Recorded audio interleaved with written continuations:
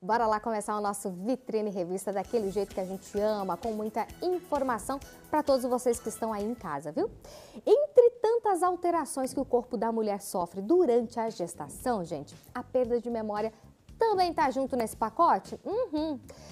Se você aí, mamãe, tá passando por isso, saiba que você não está sozinha nessa. Isso se chama hipomnésia. E a psicóloga Eleusa Feltrin está aqui pra gente falar sobre isso. Boa tarde, Elô. Tudo bem contigo, linda? Boa tarde, Patrícia. Tudo bem? Que tema diferente, né? Pois é. Não, eu não sabia que existia isso não, viu, gente? Vamos começar então a falar sobre os sintomas, né, dessa hipomnésia. O que acontece? Quais são os sintomas? Porque assim, a gente esqueceu uma coisa ou outra, a gente até acha meio normal, né? É uma perda de memória também bem tranquila, digamos assim? Bom, Paty, se a gente pensar, todo ser humano ele é diferente, né?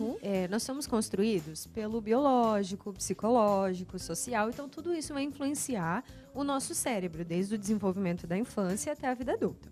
Quando a gente fala da gestante, a gente fala de alterações dentro do cérebro que são muito significativas. Se essa mulher, por exemplo, já tem um TDAH, por exemplo, ou algum outro tipo de transtorno emocional, enfim, ela vai ter uma percepção diferente. Então, assim, não são iguais para todas as mulheres. Até algumas mulheres podem passar uma gestação silenciosa, né, que nós chamamos, que é uma gestação sem sintomas. Ela não vai ter essa alteração, vai ficar tudo bem, vida normal. Mas algumas mulheres têm essa propensão a essa mutação no processo cerebral durante a gestação. Tá, mas é normal isso acontecer? Ou essa mamãe deve se preocupar? Não é normal.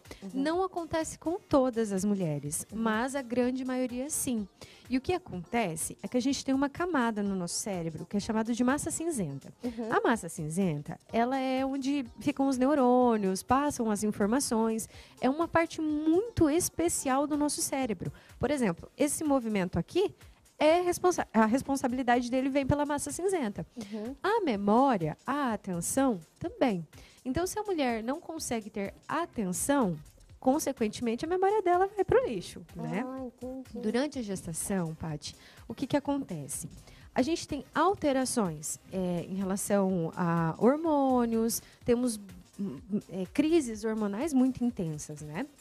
E aí, consequentemente, o nosso cérebro também passa por modificações para que a gente consiga, olha que interessante, consiga gerar afeto pelo bebê e reconhecer o bebê.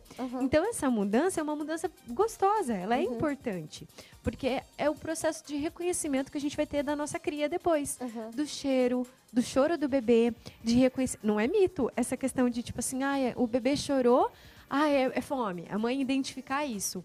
É por conta dessa alteração cerebral, para ter mais sensibilidade, para ela conseguir ter mais percepção auditiva, visual, sensitiva no corpo também, né? Por exemplo, a questão das mamas, da amamentação. Então, toda essa parte, essa hipomnésia, vem da massa cinzenta do nosso cérebro, que é essa adaptação para a chegada do bebê. Olha só. Tá, mas e esses esquecimentos que parece-me que são mais sutis, então, esses esquecimentos durante esse período da gestação? Seria como, sei lá, chegou em algum cômodo, ia pegar alguma coisa, esqueci o que era. Aí sai e volta. Mas isso também acontece sem estarmos gestantes, digamos assim, né, Elô? Isso. Às vezes alguma palavra, como é que é aquilo mesmo? Onde é que eu estava indo, né? Só que, o que acontece? Dentro da gestação, muitas vezes, a gente tem picos de estresse, né, Paty? Vamos pensar assim, uma gestação normal, às vezes ela tem estresses, mas são estresses mais razoáveis, né? Normal, pelas mudanças hormonais, enfim. Mas se essa mulher está trabalhando, está passando por alguma dificuldade no relacionamento, tem outros filhos, né? Então, o corpo não vai parar. Então, dentro da gestação, essa hipomnésia ela pode se tornar mais intensa. E aí ser um problema, porque também a falta de atenção pode colocar essa mulher em risco. A gente tem também, Paty, problemas em relação a dimensionamentos do mundo. Então, mulheres, por exemplo, que acabam sofrendo acidente de carro, porque perdem a noção do espaço, do centro. Aham. Porque assim, como você tá com uma mudança no teu corpo, às vezes o teu corpo ele perde esse centro mesmo de se localizar, né? Então acabam batendo o carro, por exemplo, ou batendo o próprio corpo. Tendo queda. Isso, exatamente. E que é derivada dessas mudanças emocionais do próprio cérebro mesmo. Tá, e depois, assim, por exemplo, gestação terminou, o bebê nasceu, acaba tudo isso de uma hora para outra ou não? Não. Infelizmente, a gente tem esse processo até 2 anos. Alguns estudos trazem até os 2 anos.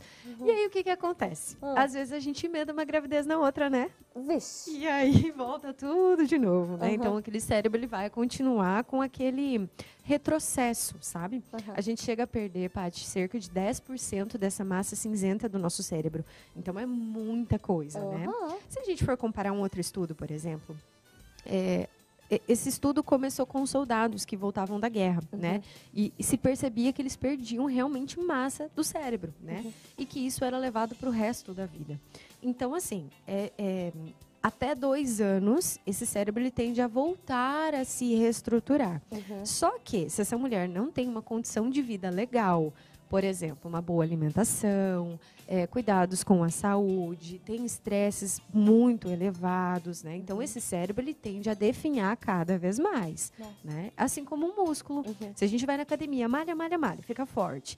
E aí, de repente, para, né? Ele vai voltando ao normal. Então, ou até mesmo definhando, né? Se não cuida da alimentação, por exemplo.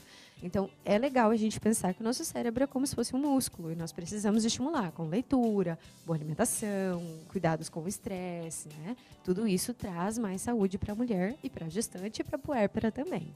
Isso interfere de alguma forma em relação ao bebê que essa mulher está gerando? Pode interferir. Por exemplo, mães que esquecem filho na creche, esquecem filho dentro do carro, né? E muitas vezes a gente precisa pensar também que não tem muita culpa, né? Falar, como é que esquece? Mas o cérebro ele não está funcionando no seu estado normal. E a gente precisa analisar isso. Por exemplo, abstinência de sono, né? Mulheres que estão ali no recém-pós-parto, não dormem, o bebê está meio desregulado ainda, né? Então, não está dormindo direito, não está se alimentando direito, vai ter dificuldades ainda mais da atenção. E é fácil acontecer essas questões e colocar a própria vida em risco e a vida do bebê também. De esquecer a boca do fogão aberta, esquecer dentro do carro o bebê, né? Às vezes dormiu, ficou quietinho ali, tem essa alteração. Então, a gente precisa ter esse cuidado sim, Paty, porque pode ser um risco. E o que a gente pode fazer, então? Porque, geralmente, quando a gente tem alguma situação, a gente busca ajuda, algum tratamento, alguma coisa nesse sentido, né? Nessa face também, tem como fazer alguma coisa assim? Ou talvez até para preveni-lo? Então, a gente tem processos que a gente pode pensar como um tratamento, tanto pré quanto pós, né, Paty? Durante a gestação, a gente não tem o que fazer, porque não temos como controlar essa diminuição da massa. Mas uma boa alimentação, como eu havia falado, cuidados médicos, né? Sempre buscar essa orientação, ver até que ponto isso está realmente sendo algo só da modificação cerebral natural da gestação, ou se isso está se tornando algo muito mais intenso, como um transtorno de depressão, por exemplo, né? Que pode afetar a memória, a atenção, enfim. E aí, claro, por exemplo, vitamina D é fenomenal para a nossa saúde, ômega 3, então isso vai naturalmente ajudar a nossa memória em qualquer fase da vida.